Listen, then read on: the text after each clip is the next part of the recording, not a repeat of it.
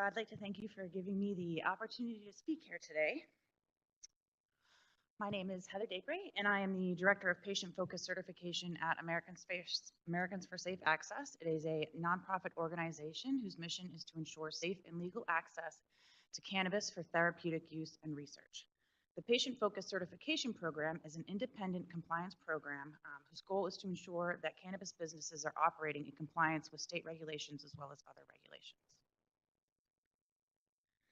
Today, I'd like to present to you information about manufacturing and product safety as it relates to validated analytical testing, product standards, and safety concerns. We will be submitting comments based on everything that we present here today in much more significant detail. One of the questions presented centered around current standards needed to address safety concerns related to manufacturing of cannabis and cannabis-derived products. And we would like to address this by identifying industry standards that already exist. The American Herbal Products Association and the American Herbal Pharmacopoeia have issued best practices for cannabis businesses, including cultivation, manufacturing, distribution, and laboratory operations. From these standards, the Patient-Focused Certification Program was created in order to ensure compliance. In addition to these standards, we would recommend that personnel working in the cannabis industry and regulators inspecting these businesses have the education and training needed to safely perform the job that they're hired to do, and that to ensure that there are adequate numbers of inspectors available to support the industry. Validated analytical testing is a key factor in ensuring safe products. Mandatory testing is required in almost every state that has a cannabis program, and yet this testing is not consistent from state to state.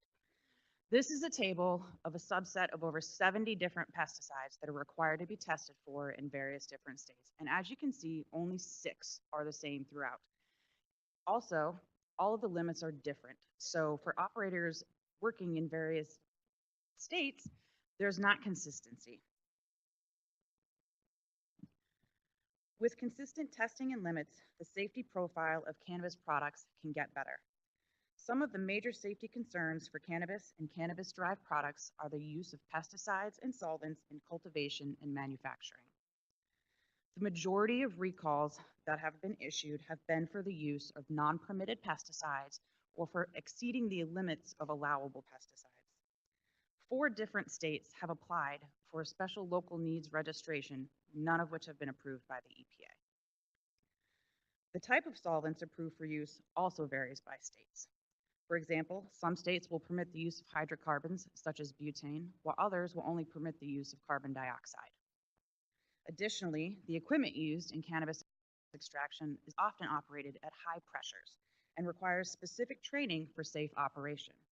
We would encourage that operators be required to obtain this special training prior to being able to use the equipment.